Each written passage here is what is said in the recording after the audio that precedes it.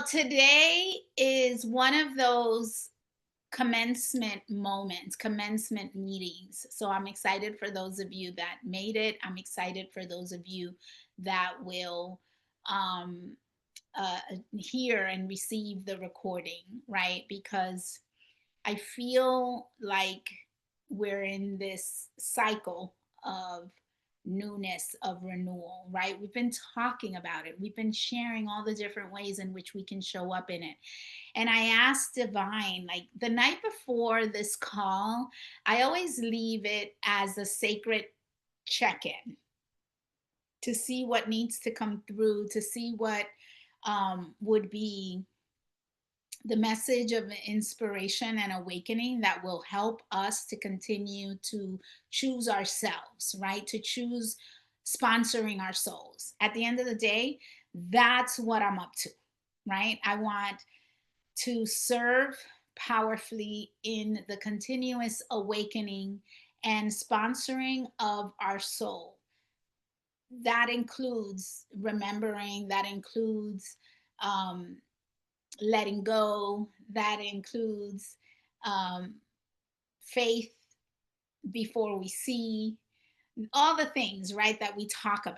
And they're all tools and they're all perspectives and they're all ways. So last night, yesterday during the day, because I knew I was going to be out and about till really late last night. So yesterday in the day, I sat down and I was like, okay, so where do we go from here?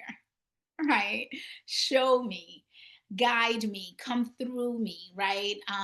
Lately, I've been letting Divine know how much I'm here as a channel and how much I don't bring anything to the table. It's all what Divine wants to bring through me. And the thought immediately came to my mind, and the message was, go back to the beginning. And I was like, what? Speak clearly, speak up. But it was coming through like really fast, so I didn't really have to like tap out and set channel straight. But there was a moment where I was like, go back to the beginning. That sounds like boring, right? But what I then saw come to me, was the universal laws. The universal laws. And that's what Divine referencing when Divine invited for me to bring us back to the beginning. So this is going to be kind of a teaching. I want it to be an exercise. I want to kind of put all the pieces on the table. The format that's being guided is like share everything, and then we go back and we go over the ones that most speak to you, right? So that you get to pick the universal law that you feel most connected to, you feel is calling you in to play, you feel curious about. And then we start to unpack that law in all the ways in which it threads into your life. Does this make sense? Is everyone kind of following where I'm going? Can you pick up what I'm putting down? Because universal laws are funny, and it's not like funny haha, it's like funny curious, right? Because they've always been, and I think we've always seen them and heard them and received them, and we know of them, and yet we kind of do this other thing, you know or we do them unconsciously sometimes, or they catch us by surprise sometimes, or we're doing the thing with universal law. And I don't want, I'm not intending these shares to be a projection, right? I'm just intending these shares to be all the different ways in which we hold universal laws, because this is not new to anyone. I'm hoping we've all had access to them in some way. And I'm going to share them in so many different ways where you'll see how they come at you from so many different realities and dimensions, right? But we also sometimes hold universal laws, like like the story of the apostle that wanted to see the hole in Jesus' hand to see if he was the one that was resurrected. Like, it's like you got all the signs, but now you also want to kind of see the thing, right? We want to see it before we adopt it. And yeah, the doubting Thomas, right? And the, you know, could I actually adopt these laws? So that is why I think we're being guided to go back to the beginning, go back to the laws, see them from this new place that we're at in our life. I feel like everyone, I can kind of blanket statement this, everyone in our membership is in a new place in their life, right? Like we've kind of we've kind of come over the big hill and we've landed right at the rebirth. Yeah, like we saw some difficult moments just 45 days ago. We all saw them, right? We all saw them in things that we lost, things that we were no longer aligned to. So I think this is a good time where there's expansiveness, spaciousness in our system. We're not so much in survival, where we can sit with these laws again. How are you guys feeling about that being where we go in this next like series? I always see our conversations as series, 3 to 4 calls where we're unpacking these pieces. Yeah. Okay. Everyone's feeling good. I'm feeling really good about this one. I'm feeling like it's going to have a lot of places where we can kind of fill in the cracks and strengthen our foundation, right? Because we talked about like, we had a series where we were landing around our consciousness and the levels of our consciousness, right? And we connected with the blueprint version of us where there's imagination, yeah? And where there's the higher self. Like we all remember those talks, right?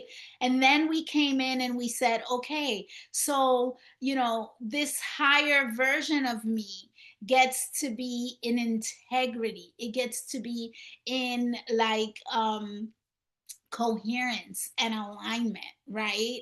And finding all the different places where we're not in alignment. We talked about that for a little bit, right? So now that we know kind of these pieces, there are consciousness levels of me that I get to choose, right? I can live in the 3D consciousness, dimension, density, right? Or I can live in the 5D consciousness, yeah? The 5D consciousness has higher self, has that template reality where we imagine, right? You can choose those. And then I can decide after I choose how much integrity, coherence, alignment there can be in all the areas of my life to this chosen consciousness, right? I can bring it to the 3D, I can bring it to the 4D, I can bring it to the 5D. In each one of these dimensions, I can bring it to my relationship, I can bring it to my business, I can bring it to my career, right? Now, I want us to talk about what are the foundation, the core truths that are going to hold my integrity, going to hold my consciousness, right? So we are kind of reverse engineering this, but in my mind, this is like the best way to go from show me, show me the wound, to like, okay, now I believe and I'm in faith. So let's talk about some of the spiritual laws. And what I'm going to do is I'm going to just kind of do it as a teaching, right? So if you have a piece of paper and a pen where you can write down the one that you feel speaks to you. It you know, it'll be hard to, because they all kind of speak to us. They're intended to speak to us, but maybe go back and hear the recording, and then if all of them speak to you, because I live by all of them, right? So I'm gonna kind of land them and then give some examples and some analogies as I'm landing them so that everyone can hold the pieces that they feel they can hold. I'll also be giving you some reflective prompts that you can write down. Lately, I've been a lot about giving you questions and reflective prompts that'll help you find your way, right?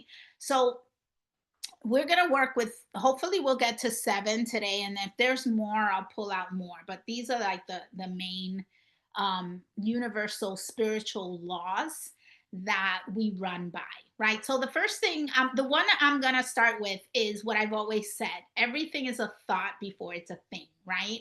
Everything is a thought before it's a thing, and the universal law says, as a man thinketh, so he is. Some of these universal laws have been matched to be patriarchal, but we all know that we're talking about a soul, an individual soul. As a soul, as a human thinketh, so this human is.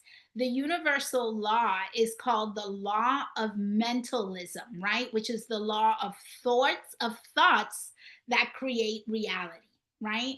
This is us looking at the laws as evidence of the right order of things. Because every time I tell you that it's time to put things into the right order, and it's time to kind of change the direction of the river, which is change the, flush through the conditions and the beliefs that are lies and put forward the truth, right? This is the ultimate one. Yeah, the law of mentalism. Thoughts create reality. Yeah. And if you want to see it from a neuroscience way, because one of the things I said, okay, some of us are very spiritual, some of us are very scientific, and I want to present it in that way. And I also went in and I pulled out some of the biblical places where it lives, right? Because the Bible holds truth, right? Little particles of truth within all the other translations and messaging, right? So we want to be able to see, discern, and extract. So when we look at this first law, as a man thinketh, so he is, this would be considered the universal law of mentalism, which is thoughts create reality. Neuroscience describes this as neuroplasticity, right? There is a scientific capacity to to be malleable, right? And use your thoughts to attract, build, create your reality, right? The biblical wisdom is in Proverbs 23:7, and it says, as a man thinketh in his heart, so he is, right? We see this in the Bible as a particle of truth. I want to be able to give you practical, aligned examples of what it looks like when you're living this truth. As a man thinketh, so he is. It's about starting each day by affirming your worth and visualizing your goals, strengthening your mindset and what you want to embody. So the practical alignment example can be just words. Start each day by affirming your worth and visualizing your goals. Strengthen your mindset. Find a way in which you can do it where you can touch and feel it. Every morning, I open my eyes, I stay in bed, I call these guides in, and I let them speak to me. And they're as real to me as each one of you guys are. Yeah. And it's that ability to do that has allowed me to connect with thought is a real thing that creates all the other things, because I can just share all the other things that have opened up in my life and in my frame of thought. So the reflection prompts that I want you to hold on to as you're thinking about this new spiritual law would be, what dominant thoughts have shaped my recent actions or emotions? What dominant thoughts have shaped my recent actions and emotions? You want to think of anything that's dominant at whatever part of the spectrum, whatever you may be um, judging it for, good, bad, right, wrong, high vibing, low vibing. If it's a dominant thought, write them down. Because if we're saying that the thought creates the thing, the least you can do is find the thoughts and know them, not do anything else with them, right? And then the second one is, what thoughts do I want to strengthen, right? Because this is how you then go, okay, I have these thoughts, but what are the things that can represent the ones I want to strengthen?